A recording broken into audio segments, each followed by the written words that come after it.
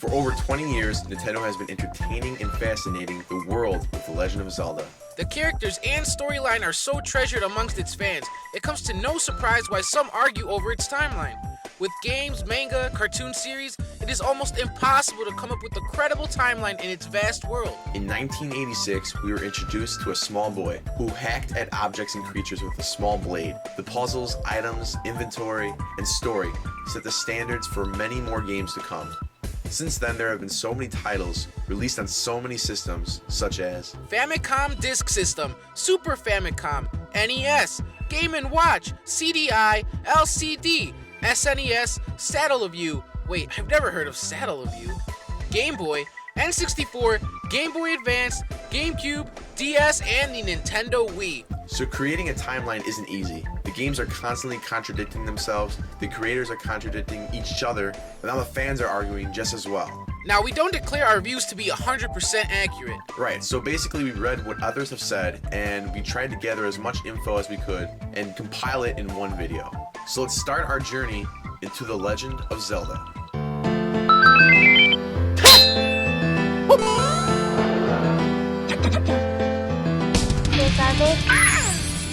Now, many believe Ocarina of Time comes first. It just makes sense, right? Well, no, you see, in an interview, Anuma, one creator of the series, said that the Minish Cap and the Four Swords Adventures take place years before Ocarina of Time does. So let's just say he was right, and the Minish Cap and Four Swords start the timeline off.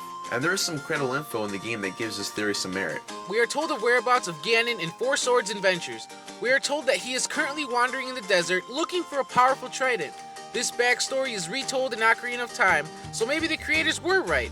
Maybe these games do come before Ocarina. Now let's move on centuries forward to the Ocarina of Time. This is where all the debate takes place. In this game, a new Link is introduced. He's a child, like in most Zelda games. Here's where he grabs the Master Sword and is locked in the Temple of Time for 7 years. During those 7 years, Ganon took power and conquered Hyrule. When Link awakens, he is now an adult. He's able to defeat Ganon, and Hyrule is now free. Princess Zelda sends him 7 years into the past to relive his childhood. Link leaves this timeline and ventures into the past, where he warns a young Princess Zelda about Ganon. The sages then take Ganon, before he can conquer Hyrule, to Termina to be executed. But they can't kill him because he wields the Triforce, so they lock him in the Twilight Realm. Then the events of Majora's Mask take place with young Link. That basically sets up the child storyline, but the adult storyline is a little different. Remember that Zelda sent Link to the past at the end of Ocarina? Because of this, there are now 2 parallel universes. Right, so 2 universes happening at the same time. This theory was confirmed by the creators, and it's widely believed among Zelda fans. So now that Link was sent back in time, he is no longer there to protect Hyrule. Somehow, Ganon re-emerges, and Link is not there to save everyone. Remember, he was sent to the past. So the sages conceal Ganon and flood Hyrule to keep Ganon away. This pretty much sets the adult timeline. With Hyrule now flooded, 100 years past, the events of Wind Waker and Phantom Hourglass take place with a new Link. Another 100 years pass and the events of Spirit Tracks happen, yet with another Link. This all happens in the adult timeline. As of now, this is where the adult timeline ends. At the same exact time in a parallel universe, during the events of Wind Waker, Twilight Princess takes place in the child timeline with a totally different Link. After Twilight Princess, centuries pass and we are now given the old games from the 80s. Although this is also confusing, The Legend of Zelda starts off with another Link, then Zelda 2. But then we are given The Legend of Zelda: A Link to the Past. A Link to the Past was originally a prequel to The Legend of Zelda, but in 1998, Miyamoto claimed that it takes place after Zelda 2, which makes no sense. But he is a creator, and let's just take his word for it. So we will place A Link to the Past after Zelda 2. Then comes Link's Awakening. Miyamoto also said that this game can take place wherever. This confuses a lot of fans, but most can agree that it takes place after A Link to the Past. Now, while these 4 games are believed to be in the child timeline, there are those that believe that these can take place after the events of Spirit Tracks. They believe this because of the similarities in maps, kingdoms, hence the new Hyrule. But we think they are fine where they are. Then comes the Oracle of Seasons and the Oracle of Ages. The creators have now confused us even more. The creator said that these 2 games can also take place anywhere after Twilight Princess. Now, where do these fall? Is this a totally new Link? Or are these the same Link from the Legend of Zelda 2 series?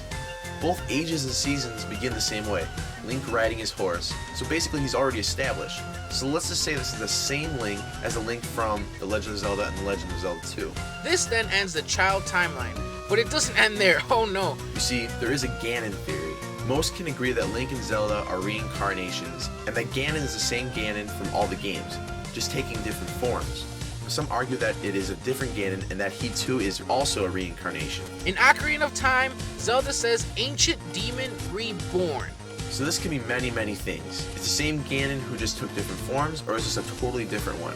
We may never know. And for some time, many believed the single Link theory. This was also debunked when Wind Waker came out, because the Hero of Time is mentioned in the prologue. Also, those that believe Ocarina comes first believe that all Links are descendants of the Hero of Time. And those that believe Minish Cap comes first believe that all Links are descendants of the Hero of Men. And there are those that believe that all the Links are not connected at all. But we must all remember that these are just games. They're meant to be fun and not taken too seriously. Will Nintendo ever release an official timeline? Yes, and maybe no. There is a line in Wind Waker that makes a lot of sense.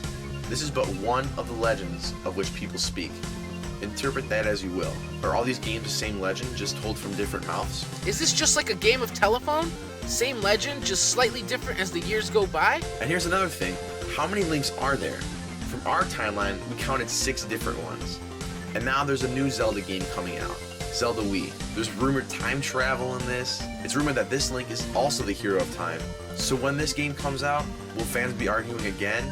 And will these almost established timelines be shattered? No one really knows. All we really care is that there always be a villain named Ganon, a princess named Zelda, and a boy named Link. I'm Chris. And I'm Christian. And you have just been crisscrossed.